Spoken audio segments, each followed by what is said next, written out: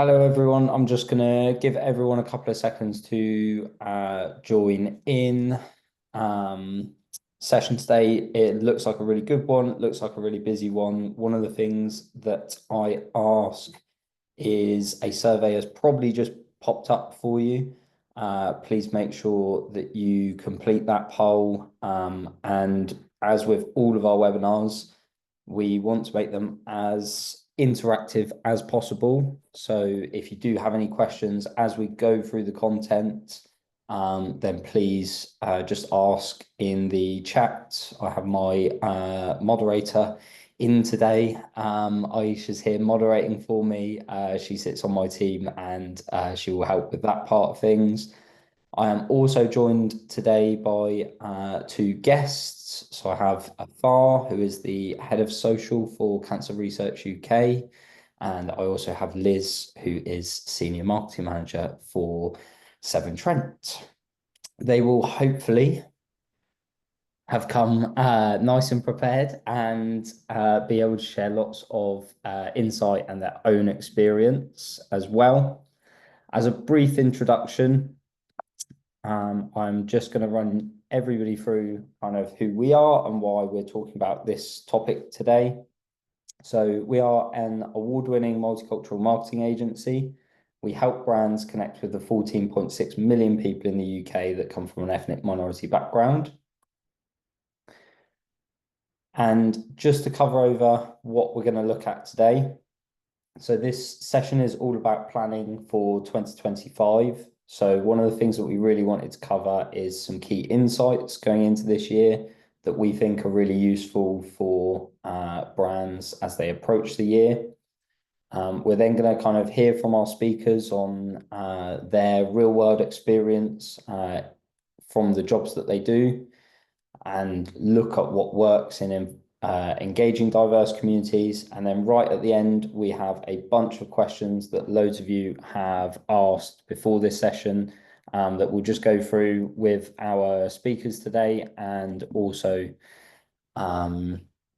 if there are any questions as we go through, then please just let us know and Aisha will shout, interrupt me, and we'll make sure that they're answered. We want these sessions to be as interactive as possible, and we want to give people something really valuable to go away with as well. So without further ado, we are just going to initially look at some interesting key insights for this year. One of the really important things about what we do is we cover insights as a really important way of understanding minority audiences. So whether that is British Muslim insights, as you've seen here, and alongside our recently published British Muslim Voices report, which we did last year in time for Ramadan.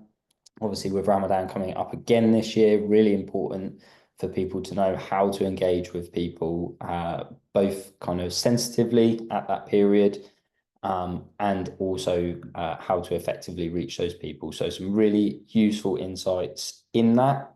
And then equally, just on your screen now as well, one of the really interesting ones for me is Ramadan is a massive period for charitable giving. And I know there are a lot of charities on this call as well. So using that as a key moment to be seen is really important for a lot of brands as well. Equally, Black British audiences. We've got some really interesting stats here about how they engage with media. So whether that's being essentially 100% more likely to discover a brand for a streaming platform, or 3.5 times more likely to say that inclusivity is important to them. So it's all about, all these stats are all about understanding more about the audience that helps us reach them. As marketeers, we know that everything is about understanding an audience and using that in a way that creates effective marketing as well. Aisha's left a little note for you at the bottom here because we are planning to release our second version of exploring experiences with a Black British Voices as well. And for anybody interested in submitting their thoughts and feelings. We are still running that survey at the moment as well. And then the final one, just to cover over, is to look at equally South Asian audiences, so how they are engaging with banks, being more digital, and how they are volunteering through the year as well. And I think all of this is kind of really top level. And if there was anybody on this call that wanted deeper insight, we can use this. This is a platform that we use for all of our clients. It's essentially a quarterly survey of 100,000 people. And what we find is they are really representative samples of people in the UK. How we use it is we then compare that data to a base, and that informs all kind of understanding of audiences from that perspective. One of the things that I know a lot of people popped in the chat before this, and hopefully it comes through in some of the questions as well, and hopefully the guys on the call have little tidbits for you as well on this. But it's understanding the intersectionality of different minority groups. And one of those intersectionalities, more than anything, is looking at different generations of migration. First being those that are born outside the UK and migrated, second being children of first, and third being the next step down as well. And the reason why we need to think about this is because that will change their habits and how tied they are to their culture. Obviously, that's a very individualized thing, but there is going to be differences that we see across those generations. And the next slide, particularly, I wanted to focus on with this point as well. So what you'll see here is how both South Asian and Black British audiences index against a base audience for age. So what we can see here essentially is there is a lot larger proportion of people 16 to 34 essentially that come from those minority audiences. Now we know that that is predominantly those moving to the country to study, or potentially second generations of those that have moved to the country before that as well.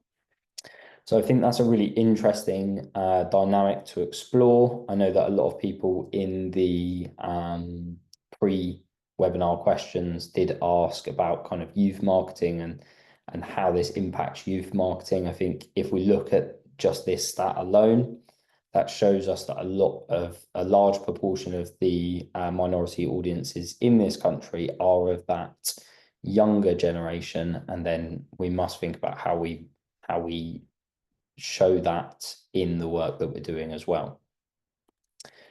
Hopefully that was some really interesting kind of insight there as well. One of the things that is going to come through a lot, and I know afar, you've got some nice insights and your own opinions as well on this, is kind of when do brands engage. So we use our own ethnic calendar throughout the year. And this essentially highlights all of the cultural dates and reasons for brands to engage throughout the year. Without spoiling too much, I will pop on to the next section, and we'll come back to it slightly when we come to your section as well, Afal, because I think there's some really interesting bits to pick up there. So just going on this, it's engaging with diverse communities and what kind of works from that perspective as well. So there's three main things that we want to focus on for this. It's how we're adapting our copy. So again, understanding audiences and their motivations and changing your copy around this. Liz, there's a lovely bit of work from you guys here as well, showing different things going down drains, and then some lovely drains being blocked as well. So one of the key things that we always talk about is language, whether that's both translation and technical language. So yes, translation to native languages is more effective, and we've seen that significantly through campaigns that we've ran. but it's also about technical language. Often you'll see here a lot of examples with the NHS. It's about breaking down health-related information to something that's easy to digest and not too technical.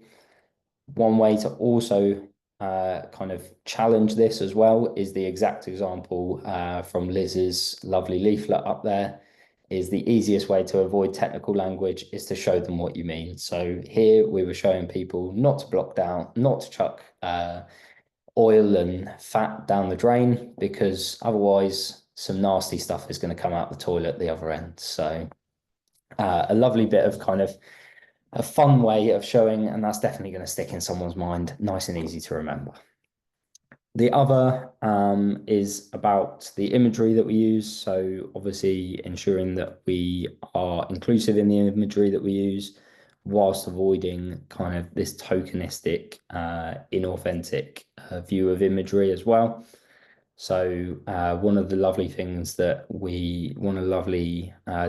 that we were given by a guest once on our webinar was if it doesn't look like something belongs, then it sticks out in a person's mind and looks like the wrong thing. So ultimately, that's a lovely kind of short way of looking at it. And again, I'm sure when we come to Afar as well, he's got some nice bits to put on there as well. And then finally, it's also about kind of how we then reach that audience. So we've talked about changing copy and changing imagery around talking to minority audiences, but then ultimately it's about how you reach those audiences. So not many brands know, but across the UK, there are 250 media publications, from narrowcast TV to community radio to print and online publications, that help reach minority audiences specifically. What you'll find is a lot of these exist across all minority audiences. As those audiences become more settled in the UK, they set up businesses, and this is essentially how they get their media, rather than going and watching ITV or reading, God forbid, the Sun newspaper anyway. But they'll read their own publication and news pieces as well. You'll have seen on that previous slide that a lot of South Asian audiences prefer to read their news from magazines rather than traditional newspapers and things like that as well. And then kind of the next step from that is thinking about how you can use familiar formats to target specific demographics. So to talk on a campaign that we are currently planning, it is a donor registration drive for minority audiences for blood cell donation. To give you a bit of insight, in the UK, if you are white British, you have a 77% chance of finding a blood stem cell donor match. If you're of any minority background, you have a 37% chance of finding a blood stem cell donor match. So the core issue here is that there aren't enough people from diverse backgrounds registered as donors. So what we're doing is we're using an out-of-home campaign that's targeted specifically at areas with high proportions of people from certain minority backgrounds, and then essentially creating a campaign around that, changing the creative to go to that as well. And ultimately, well, we'll see if it works or not. So I've touched on some real world impact there, but obviously I am one person and I haven't invited Liz and Afar across to just watch the session. What I wanted to do was have a kind of nice two-way conversation with Afar and Liz as well, about some key points that they wanted to talk about, and equally some of the questions that you guys have asked as well in the run up to the webinar. So the first one, I guess, kind of Afar, is around this: how do we communicate inclusivity without alienating broader audiences? I know this was something that you were keen to talk on, and then I guess I've got a couple of follow-up questions on that as well to kind of keep the conversation going a little bit. Cool, thank you. So, um, I'm at I work for CR UK as head of social media, and I've been a social lead at quite a few charities before that. So RNLI, Age UK, and the British Heart Foundation. And on social, we are constantly called upon to promote awareness days and to consider marking religious holidays and other kind of awareness months. And I think for me, and this is very much a personal take, is that it has to, authenticity is front and center on that. It sounds very obvious, and we've probably all heard it before, but it's about making sure that what you project is a genuine reflection of the organization that you are, and everybody wants to avoid their their communication of inclusivity as tokenistic. So I think it's really important to do a bit of soul searching when you're going through a list of awareness days and religious holidays, and really try and map that to your audience, and not just your audience, but also your staff. I think your broader audience includes your staff, and I think if they see communications coming out, especially on social, which is very public, and most staff members follow their employer, if what they see you projecting doesn't reflect their experience within the workplace, that can actually be more of a problem than somebody feeling that they haven't been seen or recognized by a post on your social channel. So I think that's at the heart of it for me. Yeah. So in that case, kind of how do you think brands should go about finding the right moment, I guess, to engage with, whether it be on social or whether it be broader as well, I guess. Yeah, I mean, use use insight. I agree that it's more than just a social thing, but social media platforms can give you quite a detailed demographic view of your followers, and that is broadly speaking indicative of your most engaged audience across all of your comms channels. So it's about making that informed decision. It may not be about choosing not to mark certain events at all, but potentially prioritizing those against what you know about your audience and your internal culture. It's a difficult decision to make, and I think it's the gut reaction, and what feels and sounds like the best thing when you say it out loud is to mark them all, and to give everyone equal prominence. But in the real world of comms, that can start to clog up your comms calendar, and I'm definitely speaking from a social perspective there. Yeah, no, that makes sense. That makes absolutely sense. And so if a brand does choose, it's coming up, let's call it Ramadan, what is the best way for them? What do you feel the best way for them to go about that is to ensure that they can achieve that as authentically as possible? Because I mean, authenticity is one of these kind of buzzwords that you hear a lot in this space, and a lot of people kind of often feel like how do I achieve it, and they're often really confused about kind of even how they achieve it, and what looks tokenistic and what doesn't, and things like Yeah. this. Yeah, and I hate using the word authentic and authenticity as much as everyone hates hearing it, but it does get you somewhere. So I would always avoid. So quite often I'll be given sort of graphics or stock photography to mark an event. I'll always push back on that. I think that you've got, depending on depending on what channels you think are the right ones for marking an event, will lead that. But for me, the gold standard is to actually showcase the lived experience of either a staff member or your beneficiaries, if your beneficiary group lean towards a certain minority group, but show how you are living. You're implying, by marking an event like that, you're implying an awareness and an affinity to that to that group, but actually the proof is in showing the faces of the people that you support, showing the faces of the people within your organization. If you want to talk about Ramadan and fasting, then show showcase somebody in your workplace that is fasting and how that's been accommodated and how their needs during that time have been accommodated within the workplace. That rings true. And if you're struggling to find something to talk about that ticks a few of those boxes, that's perhaps an opportunity for you to think, well, have I got something to say? Should I step away? Yeah.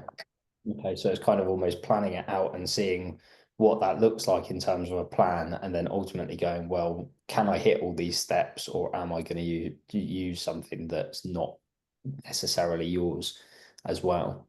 Yeah. And have you ever used any kind of co-creation or anything like that to help do that? Because obviously, you mentioned their lived experience. One of those, that's something that's really important of how you can create that authenticity, because ultimately it is that person's voice, or that person's experience.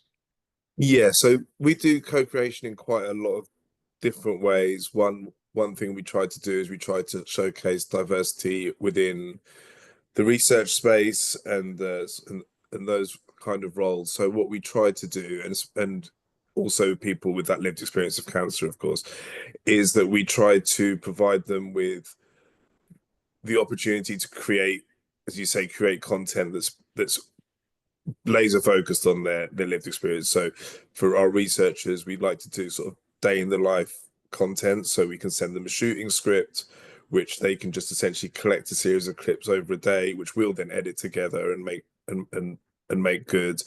And with those people with a lived experience of cancer, we do tend to keep an eye out on social for people that are creating content anyway. They don't necessarily have to have huge followings, but I think it's just knowing that they're comfortable in front of the camera. Also, it does help with as a brand of our size, well, actually any brand, any charity in particular that sort of speaks to somebody else's lived experience. They're very pleased to be asked. They're pleased that you've discovered them because they're talking about your subject matter and you've picked them out. That's a really good way of going about it and much easier than going through your case that your case study load or anything like that. It's just find people that are already willing to create content, have shown that they're capable of doing it, and then go to them. They'll generally just be chuffed to be asked, and that's a nice feeling as well. Yeah, yeah, absolutely. And I guess equally, do you see there being a link? Obviously, we had a discussion before about kind of, and I mentioned even the DKMS example of the difference in kind of health inequalities. We see a lot of that work, and I'm sure you see a lot of that work. And we spoke about screenings and stuff like that before. Do Yeah. you see that as valuable parts of this work in tandem as well? So where you can speak to specific issues that certain minority groups are dealing with within the work that you do, and broader than that as well, I guess. Yeah, absolutely. And I think it's when you're looking at when you're looking at your key messages and the message that you're trying to land, I think if you're if you're looking at purely awareness, then social and organic social can really do the business. But if you're trying to do conversion, like the campaign you were showing before around what you put down the sink, there's an awareness aspect to that, but there's also the need to be more targeted and targeting, the more specific the ask, the more targeting is required. Because if we went out to as broad an audience as we've got with a very specific ask for a very specific community, that's not to say it wouldn't necessarily do the job, but it would also run the risk of missing the mark. Like sometimes you do have to invest a bit of money to target the community that you need. By dint of their sort of like geographical clustering gives you so often gives you a targeting parameter. Yeah.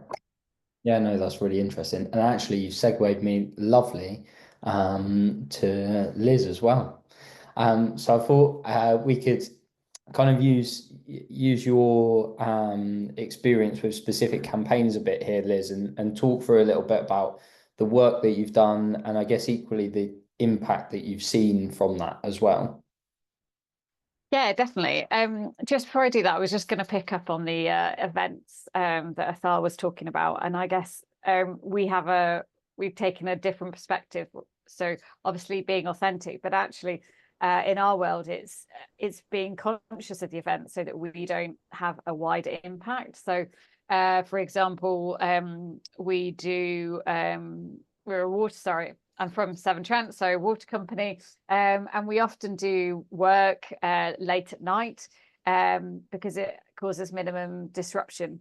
Obviously, if there's an event like Ramadan or something going on that actually water is really important in the evening, then we have to make sure that we're conscious of things like that. So there's almost a wider awareness that we need to have as well, and make sure we're conscious of what we're doing. And also from a marketing point of view, not running campaigns about water saving that might be completely inappropriate at those times. So just thought I might add that as a different perspective on the events.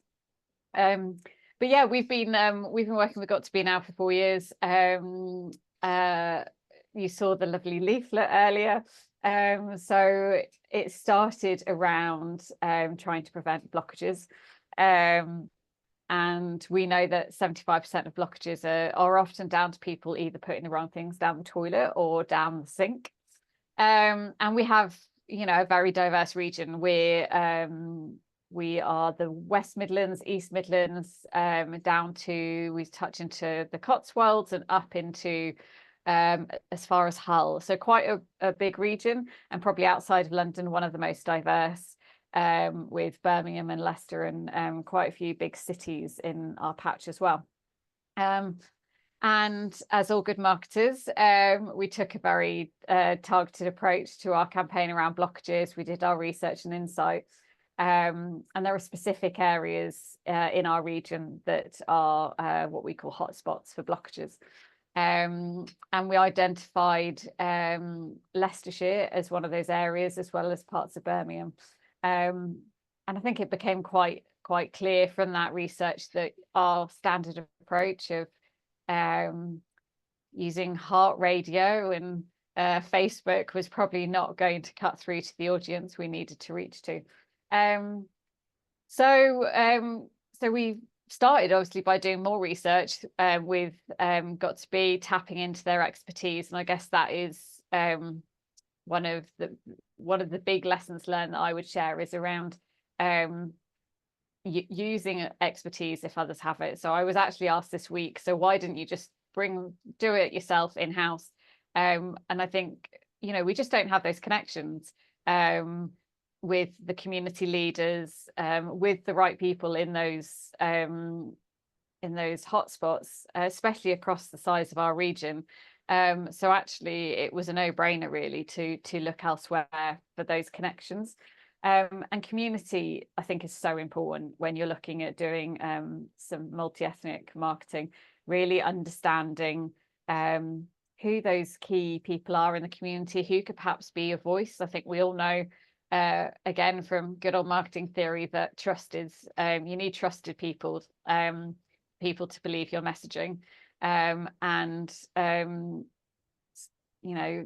tapping into who those trusted people are in the communities was a really important starting point for us, not only to understand the right way to go about our campaign, but also how we should go about it, and also using them as voices for what we were trying to get across.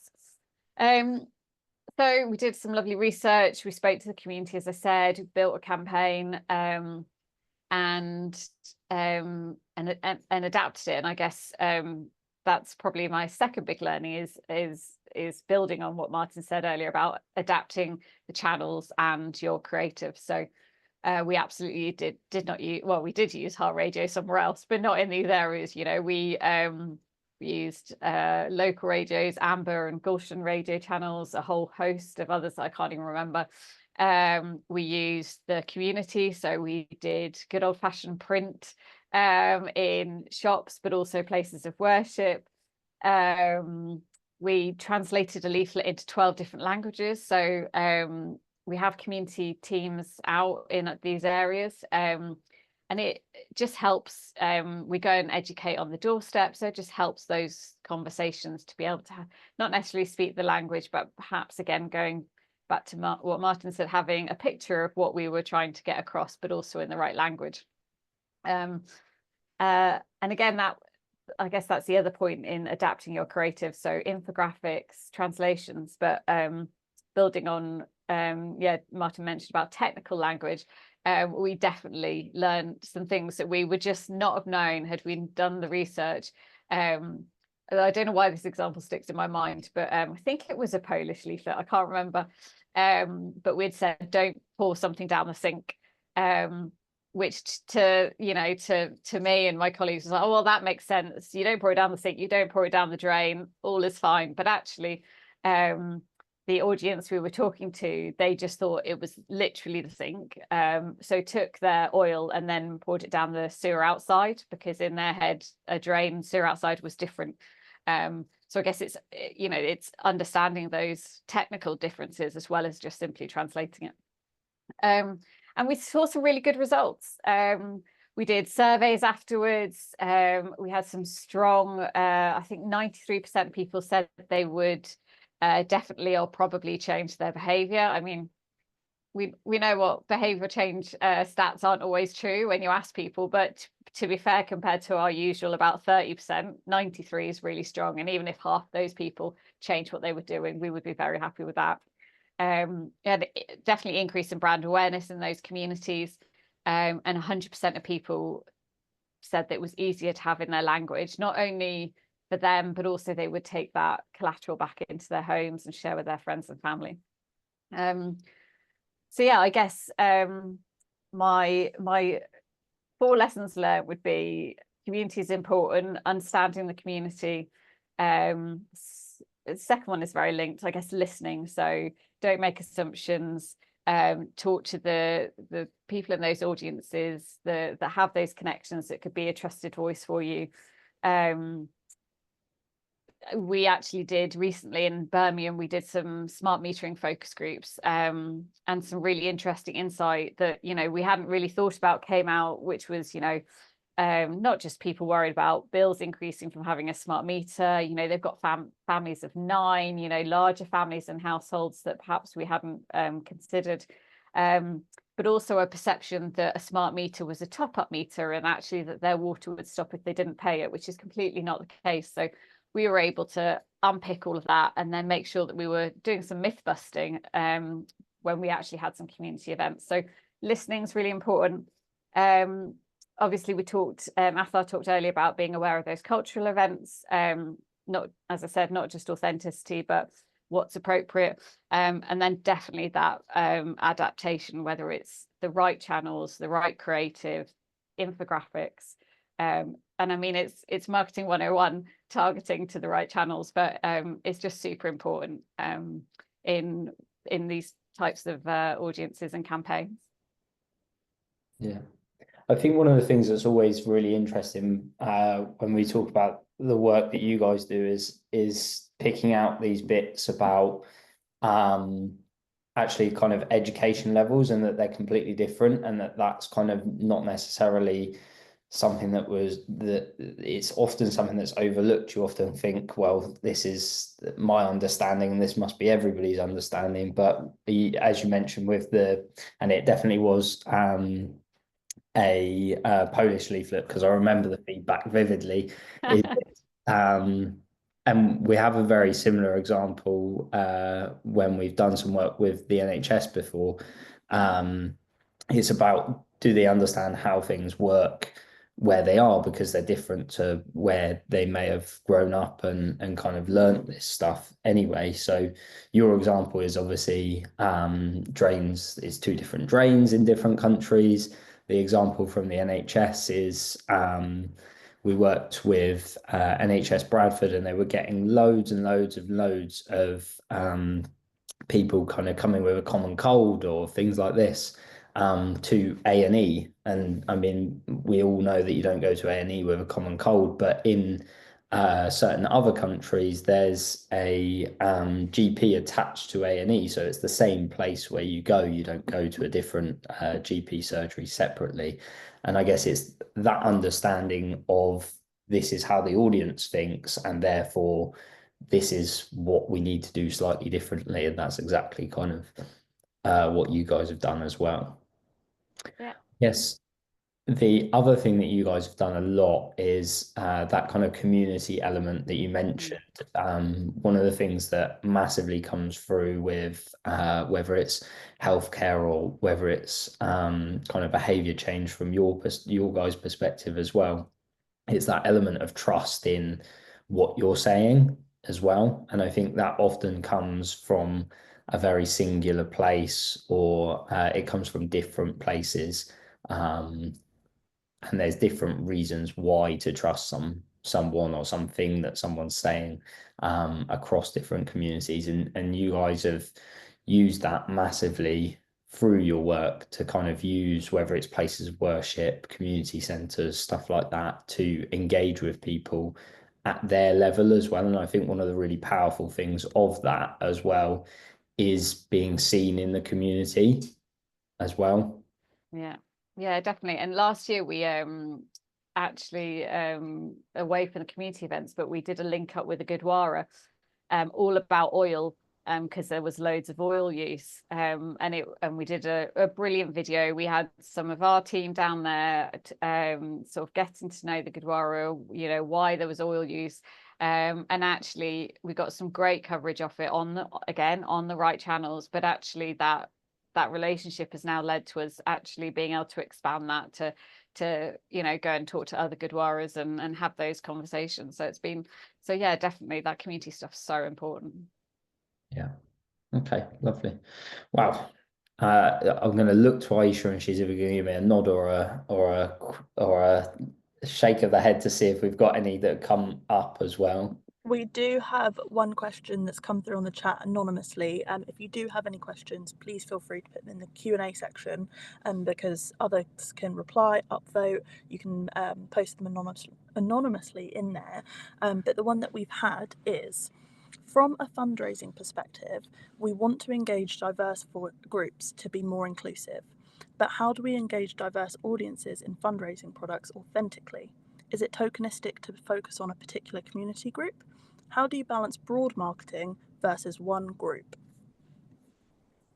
Yeah, that's a good question. And I think I saw that question come in, so I've had a little bit of time to think about it. I think that one thing which is important is, well, I guess there's two parts of it. So there's fundraising in terms of just like trying to get cash donations, which is slightly different when you're trying to sort of pitch products, like for us, a Race for Life or something. But I think inclusivity within the photography you use is good. It's a good first step. I think when you're going broad, I know it's not exactly rocket science, and I'm not suggesting anything crazy, but it's important to do that. But I think it's making sure that it is, authentic. So if you're using models, if you have to resort to using models and finding models to star in your photography, then you maybe have to do a bit of soul searching as to whether or not that's right. We put a lot of effort into capturing photography at our events so that there are no actors involved, and what we're showing is a true representation of what people can expect from us as an organization.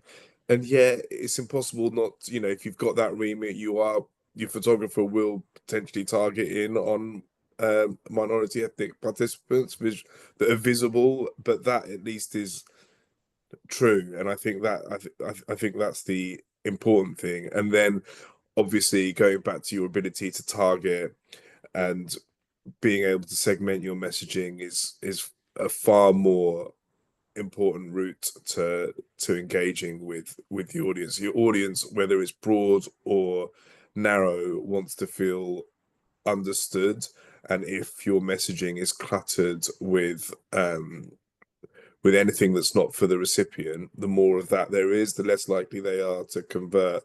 So it's know your audience, respect your audience, and try and speak to them as if you're standing face to face with them and you know who they are. Yeah, no, I think those are some really good points. As you were answering, I wrote down the two things that you covered at the end, essentially, which is find a cause or a reason that resonates well with them. And that is done through understanding your audience, essentially, and then find how you can reach those people really specifically with that message. I don't think that is outside of massively anything that we've discussed. It's a different application for that, I guess, isn't it? Essentially. Yeah. I was just going to flick to the first one that we've had before the session as well, which is about how do we effectively connect with communities that historically mistrust organisations. We've obviously spoken a little bit about this already, Liz, around kind of working closely with communities. And I know we've done a lot of things with kind of community centres, places of worship, shops even through the time as well. And I guess this is one of those kind of key points there. Yeah, definitely. I mean, water companies aren't popular at the best of times, but for any company, perhaps it's a new audience you're looking to tap into, or just one you've not reached for a while. But that community engagement is so key. Finding those trusted voices who can give you all the insight, all the information you need to plan, but also can perhaps also be your voice in that community, because they are themselves trusted, and therefore hopefully if you can build a relationship with those community leaders, that will help build your trust, the trust in your organization. Yeah, I mean, we've worked with the NHS a number of times, and as I'm sure many can imagine, for historical and rather political reasons, there is massive mistrust in the NHS. One of the things that I always say to people is that often when we go kind of that far in, one of the things is we've A/B tested creative for the NHS before, and in minority audiences, when we remove the NHS logo, it actually performs better in some cases. So that's an interesting one about mistrust. And then I guess equally it's about kind of perception and how you can change perception over time as well, a lot of the time. Yeah, I was just going to add about time. I mean, we all know that trust takes time. So don't think you can go into a community with a one hit and solve it. It's, trust is always built on long-term engagement. So go back, keep having the conversations, keep listening, show you're listening, and the trust will build. Yeah, absolutely. And I think this is a really interesting one about intersectionality, and I can cover on this one as well. I think overlapping identities is something we've touched on slightly, and we've touched on it in this kind of context really early on in the webinar about kind of the overlapping of age, generations, and then obviously ethnicity as well. And I think a couple of my bits that I wrote down before the session on this one is just, it really goes back to understanding your audience deeply. So understanding kind of where intersectionality exists, avoiding kind of blanketing terms. There's a lot of kind of one size fits all a lot of the time. And it's actually kind of breaking it down and thinking about it based on those intersectionalities as well. That when we use cultural moments, we do it really thoughtfully and with a deep understanding. I mentioned earlier to Afar as well about kind of co-creation. That's one of the things that's really powerful for us, is ultimately the best way that you can understand something is with somebody that has lived that thing, or if we're talking about cultural celebrations, that moment that you're trying to kind of engage with as well. And then ultimately, by avoiding stereotypes, and I guess that fits in really with that one size fits all, is that one size really doesn't fit all, and there is a lot of kind of intrinsic and nuanced details around intersectionality. And I think it's just the ultimate answer to the question is spend time really understanding your audience. And as Liz says, marketing 101 really. It's just with I guess a lot less kind of current base knowledge as well. So then to go on to the next one as well, to talk about how we create campaigns that resonate across multiple cultural groups without diluting the overall message. I didn't know if either of you guys wanted to take this at all in terms of working across multiple cultural groups. I mean, I've got this one small point is that if you're trying not to dilute the message, you're trying to hit multiple cultural groups, including sort of whatever the majority population is. I guess the best way to do that is to have those people that exist within that collateral, be it photography, existing in reference to their ethnicity. They are just there living their lives. Like, you don't have to, you know, every Indian person does not have to be wearing traditional clothing in your photography. I think it's just letting that diversity blend in acts as less of a distraction than diluting the message, and probably actually reflects people's experience of engaging with diverse communities in the wild. Yeah.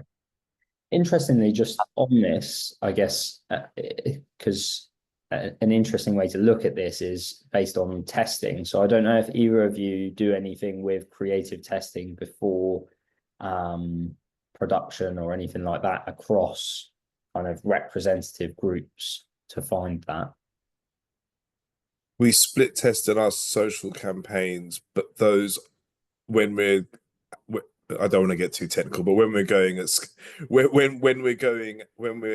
doing campaigns at scale, that's a very broad audience that sort of optimizes itself. So it's not, we don't optimize so much to the kind of categories we're talking about here. And where we do split test, we don't feel comfortable attributing back directly to representation, because it can reinforce inherent biases. So we just try to avoid it.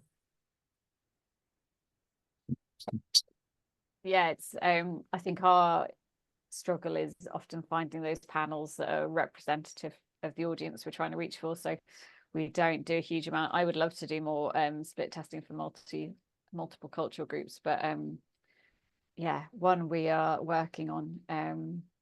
And I guess our campaigns, we do create them with multiple cultural groups in mind, but we then use different channels to then reach those different groups and translate it appropriately. So I don't think we'd ever have a broad brush apart from our bigger campaign levels, but then there's such a broad reach and broad customer base that that's probably not even relevant for this question. So I guess more so it's about focusing narrower and creating something that doesn't even attempt necessarily to reach multiple different. It can be tricky to try and reach, because as you said, everyone's so different. It's a difficult one. Can I just wanted to, we've actually had 4 questions come in, and one of them does have 3 upvotes, so I feel like this is a popular one.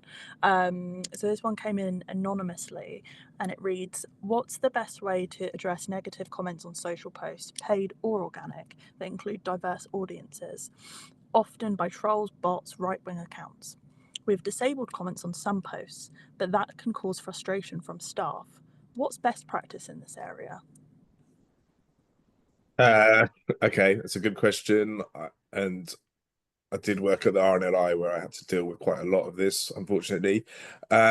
So obviously a lot depends on your ability to monitor those comments. You can't, you have to be able to have a pretty swift SLA of replying, reading to them, because the longer they stay up, the more stuff can snowball. So we have moderation going throughout pretty much the whole day in, day out, so we're able to act quickly.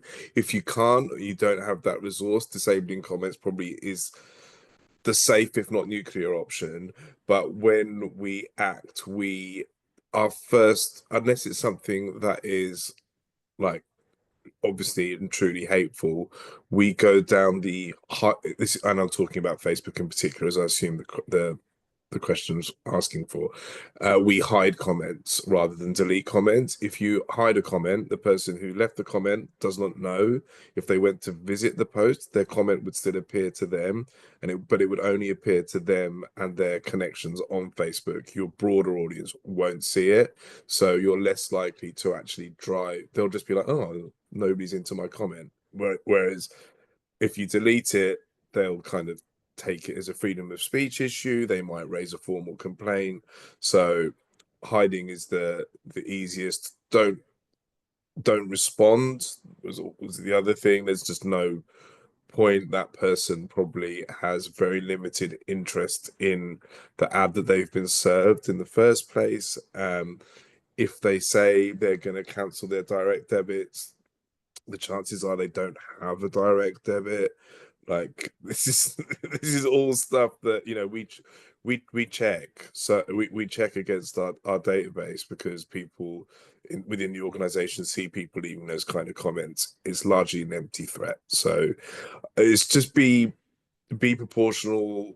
Don't waste your time on a vocal minority of people. Focus your effort on achieving your charitable or organizational mission. Otherwise, you'll just, you know, even every second you spend on them is a win for your detractors. So I'm loath to do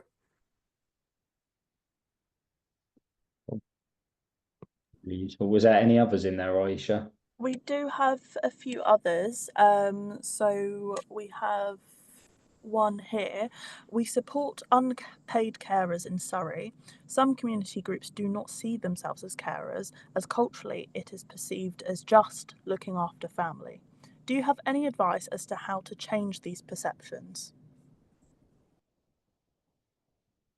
I mean, I can take that, yeah. I guess it's about it's kind of a lot of the stuff that we were talking to Liz about, in just a different context, really. I guess it's about making them familiar with what the actions are that make you a carer, so that they can get the support that they need to help give that care.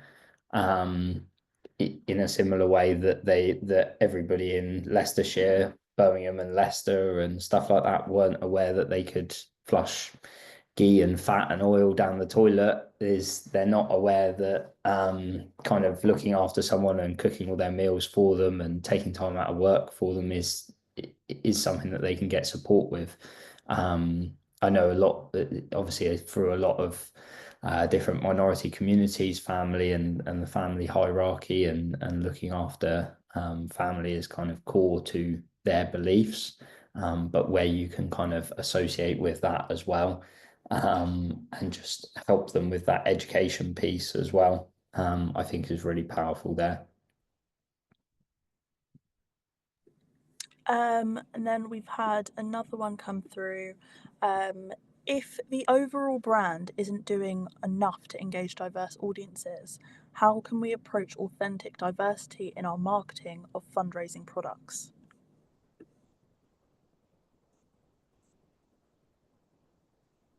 Let's see if I'll I'll have a stab. I think that the way that we approach this is that we have sort of like our overall brand architecture and photography. When we're sort of move into social, we try and use more native content, like I mentioned before, that either comes directly from our audience or directly features them. That feels like our way in and our way around that.